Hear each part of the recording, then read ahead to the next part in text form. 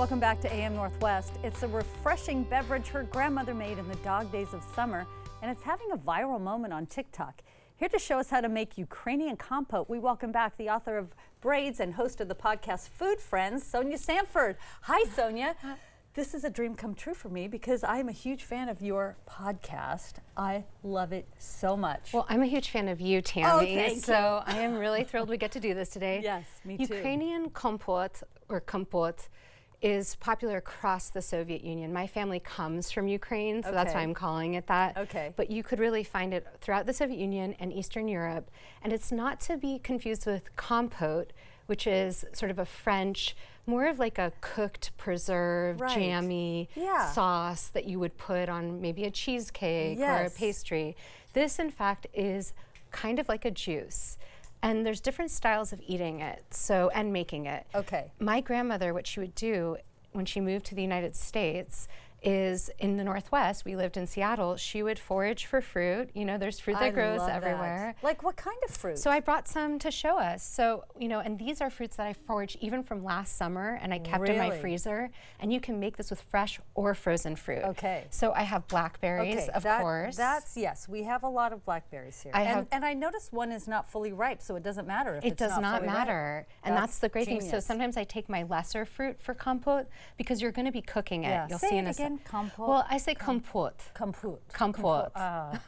Kompot. Kompot. But you can say Kompot. Okay. It's perfectly fine. And then these are red and white currants, which I just love. Have you ever had those? I have, I think. They're a little bit sour, and you want some acidity in this. Yes. And then the other things that I like to find and harvest are little cherry plums. A lot of people don't know that you can eat these. They're quite small. They grow all over Portland. Yes. And I just freeze them whole, and I pop them into my Kompot. Okay, here's a question. Yeah. When you forage for the fruit, yes.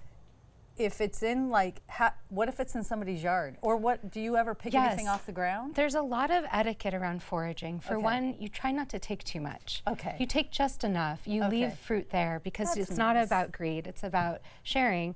If it's in someone's yard, you always ask permission. Okay. But there's a lot of fruit in parks, in alleyways. Yes. And that's where my grandma would find it. That's where I find it. Like this mulberry. Have you ever had a mulberry? No. I just picked these a couple days ago. I'd love for you to try part of one. Did you find the mulberry? I found this. There's a tree. It's on an easement. It's not in someone's yard. No one's picking them. And it tastes like jam. It's an incredible fruit. That is amazing. So in Portland? In Portland, just 2 days ago. Okay. So the other thing that I think is really great in a Kompot, so you can do any combination of flavors. Okay. My recipe tells you to do sort of a pound of berries, a pound of stone fruit, and an apple. An apple has some pectin and sourness. But I love cherries as a strong base in the stone fruit family because, you know, like a cherry juice is so flavorful. So good. And while I'm not into unitaskers, I think a cherry pitter. Do you have one of these? I was surprised by this. This is one of my favorite things of all time. So you just plop out the pit. It's stuck in there right now. And then we can put that straight in. Do you want to try and do one? Here's a cherry for you.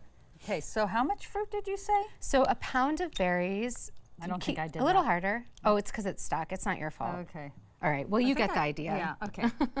Doesn't always work perfectly. All right, we'll just move on to the next. But you can just plop that out. All right. This is why I put on an apron. A pound of stone fruit, and so stone fruit is cherries, peaches, apricots.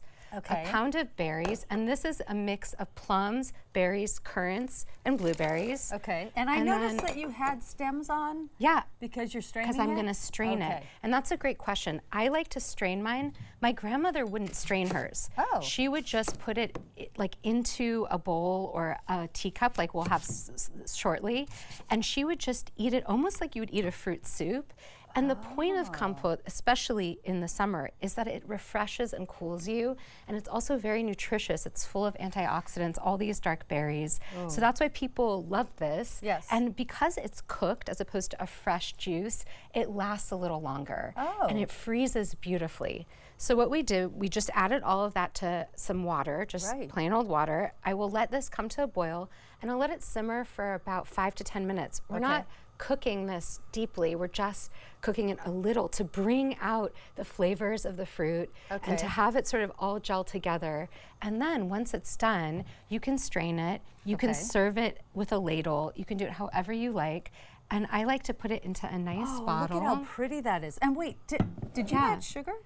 Oh, thank you so much. Yes. Okay. And then you can also add sugar or honey. Okay. So this is just half a cup of regular sugar, and you can add as much or as little as you like. Okay. The sugar is not to make it overly sweet, but it does help bring out, again, the flavors of the fruit. Yeah. And if you don't like refined sugar, honey works really well. Okay. Also something my grandmother would do. So yeah, let that simmer. Okay. Then you strain it, and then you have this lovely, like you see the color, and you see that it's gorgeous. a little bit murkier than a juice. But I like that. I do too. And let me pour you a little. Okay, thank you. Such pretty teacups. And these are also from the former Soviet Union. In fact, this is what my grandmother would store her Kompot in. She brought this over from Ukraine. Oh, wow. It's just, you know, an enamel container, but all of this enamelware was very common there. Okay, can I? Yes, go for it. Oh, it smells so good.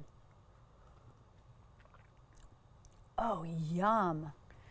That is so good. It's very, I can taste the cherries. Yes. There's a little tartness. Yeah. It's really good. I would drink that whole bottle. And on a very scorching hot day, you need something cool. So this is definitely my go-to. I love it. Thank you so much. And it is all over TikTok right now, so it's easy to find other people making it, but Sonya's the best.